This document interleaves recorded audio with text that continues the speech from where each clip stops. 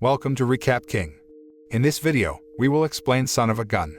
This movie tells the story of a man who has just entered prison and begins to experience terrible things. He then managed to get out of prison safely, but at the same time, he involves in the robbery, which he agreed to by a criminal in prison. How is his action in the robbery mission? Let's find out in Son of a Gun. Son of a Gun tells a story of a young man being led into a prison in a prisoner's car. The man's name is JR. He was 19 years old and imprisoned for 6 months for a petty crime. To the officers, JR admitted that he didn't have any family that he wanted to add to the phone call list. He is placed in a cell with another prisoner named Ben, who looks terrified. After that, his life in prison begins. JR cut his hair short and worked in prison. He sees a group of big guys coming towards Ben in the break room.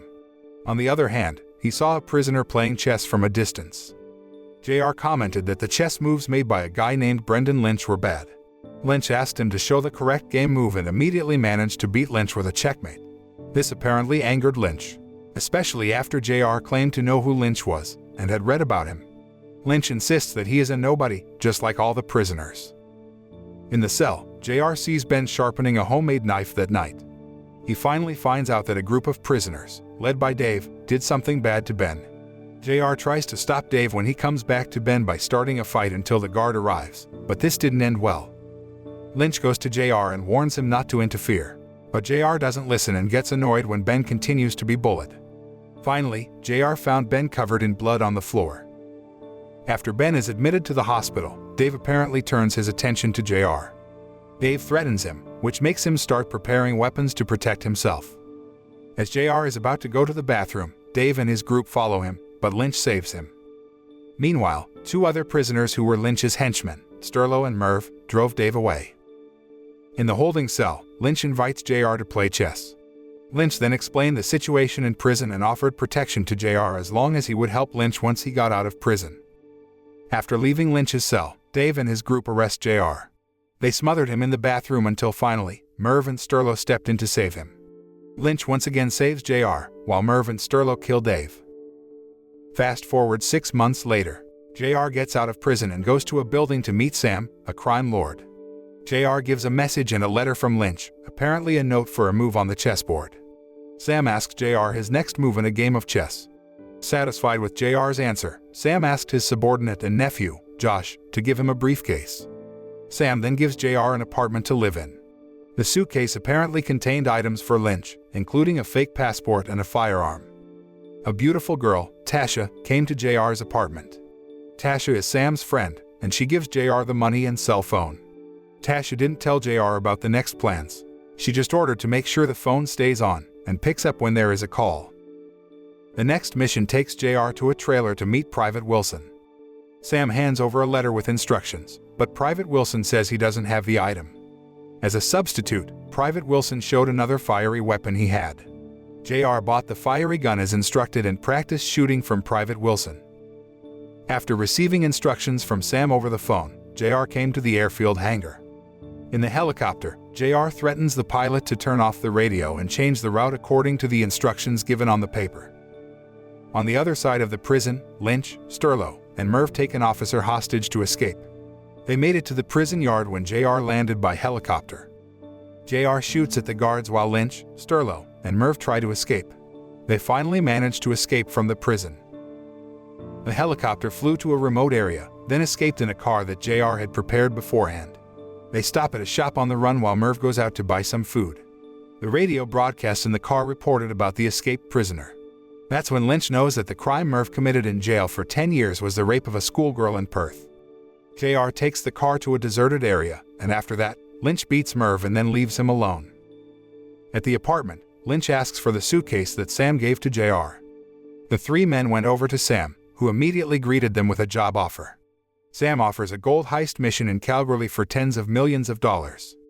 Sam explained that the gold room in Calgary had 5 to 6 gold bars worth $4.5 million each. After accepting the job offer, Sam invites them to a party at his house. JR met Tasha by the pool, but they didn't talk for long before Josh came and pushed JR into the pool because he tried to get close to Tasha. JR apparently couldn't swim and nearly drowned before Tasha got into the pool to save him. The incident made JR angry, and he decided to leave Sam's house. Tasha caught up with JR, who was walking, and asked him to get in the car. They stopped at a restaurant to eat, and Tasha made sure she never slept with Sam. Sam apparently only kept Tasha with the lure of giving her a passport. Like JR, Tasha has no family. The next morning, Lynch talks to JR at the apartment and asks what they were doing the night before. Lynch warns JR not to let Tasha blur his focus.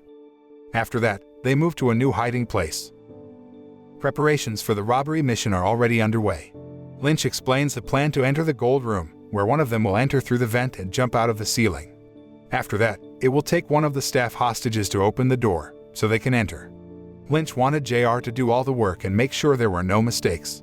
If JR makes a mistake, one of the staff in the gold room will press the panic button, and they will be caught.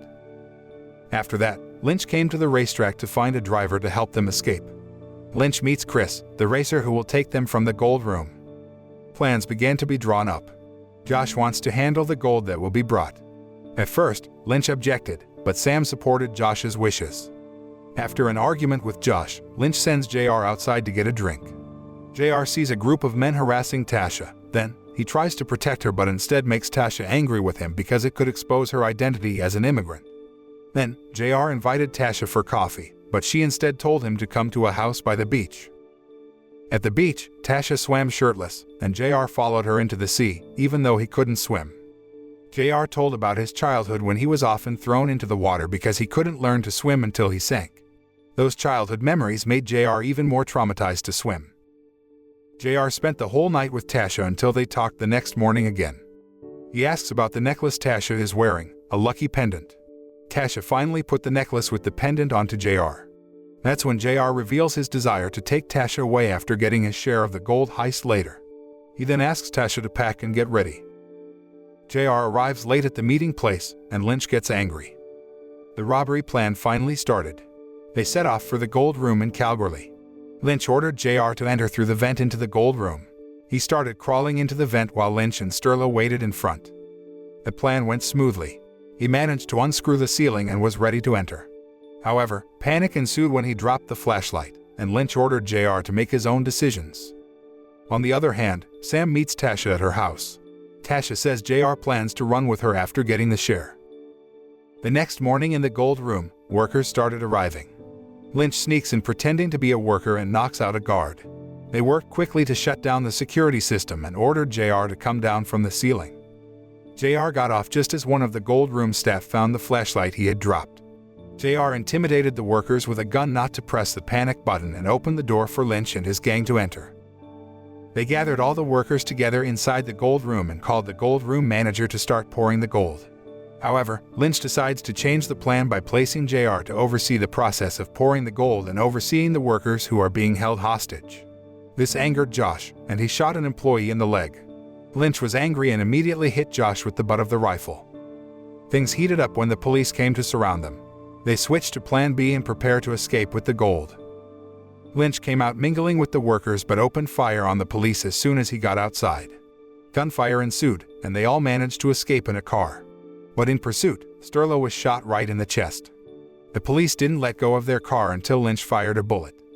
Realizing he will not survive, Sterlo asks Lynch to give Sterlo's share to his daughter. Chris manages to get the car into the truck and escapes the police pursuit. In another location, Sam was waiting. They reported that they had got 8 gold bars and were going to cut the gold into small pieces. Then, Sam had Lynch come over tonight to take their share. After that, Lynch and JR set fire to the car and Sterlo's corpse and pushed the car into a ravine. Josh came to Tasha at her house and saw the suitcases were neatly packed. Josh asked Tasha not to go and then hit Tasha, making her throw hot water back at him. Tasha manages to escape after being strangled by Josh. Then she texts JR, telling him to run because Sam betrayed him. Sure enough, Lynch's safe house was surrounded by the police. After that, JR and Lynch come to a cemetery and dig up the buried money. They then plan to go to Melbourne, where Lynch knows Sam will sell their stolen gold. JR sent a ticket for Tasha, and they met on the train to go to Melbourne. In Melbourne, Lynch manages to get information about Sam's attempts to sell gold. On the other hand, Lynch and JR watch television which broadcasts them as fugitives. After that, Lynch told Tasha to send Sterlo's money to his wife, but Tasha refused. Lynch gets angry and slaps Tasha, which infuriates JR. JR pushed Lynch to the ground and then hit him. But of course, Lynch is more reliable in fighting and easily overcomes him. JR says he doesn't want to be Lynch's subordinate anymore, while Lynch gets angrier because JR is easily fooled by women. While Tasha went out alone to buy food, without realizing, a man was following her from behind. Tasha heard Lynch's words telling JR to get rid of her. Then, she ran out again, and JR chased after her. At home, the man enters and points a gun at Lynch. The man was Sam's errand boy. Elsewhere, Tasha and JR argue in the park. JR had Tasha wait for him on the Central Coast after the job was done. However, Tasha thought that it was JR's attempt to get rid of her, just as Lynch had ordered. Tasha says that Lynch won't give away JR's share, and Lynch just needs a child to take advantage of. And then Tasha left. The man named Wayne is still pointing a knife at Lynch, but Lynch tries to convince him to switch to his side. Lynch promised Wayne a share of several $100 million. JR realizes the truth of Tasha's words and returns to Lynch's hideout. The next day, Lynch gives JR a gun for his birthday, and they go to Sam's meeting place. Josh comes to meet the buyers when Lynch messes up the plans. Gunfire ensues, and Lynch kidnaps Josh. Lynch interrogates Josh about the location of the gold, but Josh refuses to tell. Wayne then suggested putting Josh in the freezer and was about to kill him when Josh finally told the location where the gold was stored. Lynch and JR immediately come to get the gold and decide to go back to see Sam. Sam confronts Lynch and JR at his house. Sam shoots, which Lynch returns with a direct shot in the chest, and in the end, Sam died. Lynch and JR stay at a motel to hide. They buy a boat to escape even though JR seems to have other plans. Lynch seems to have suspected JR and made sure he wasn't trying to steal their gold. The next day, JR and Lynch escaped out of the country by boat. Unexpectedly, Lynch points a gun at JR and intends to reduce his share. But JR was faster, he had already stolen the gold. Apparently, Tasha followed JR and Lynch, and JR gave them their room keys. When Lynch was not looking, Tasha stole the gold. Tasha asked Lynch to do what JR said if he wanted half of the gold. Lynch gets angry and pushes JR into the water. Of course, JR can't swim and immediately drowns, but Lynch comes back to save him. Tasha saw the incident from the beach. JR leaves in a small boat and tells Lynch to keep his cell phone for later when JR will tell him where to get some of the money. JR and Tasha reunite, and they leave together. They hid Lynch's share of money in a tomb. On the other hand, Lynch was still living at the motel. Unfortunately, a woman in the laundry room recognized Lynch as a fugitive and reported him to the police. Soon, the police arrived and arrested Lynch. Son of a Gun concludes with a scene where Lynch gets a letter from JR, explaining where his gold share is stored. JR then included a photo of Tasha being pregnant. The moral that can be learned from this movie is, trust is an important part of teamwork. Apart from that, no crime will not be exposed.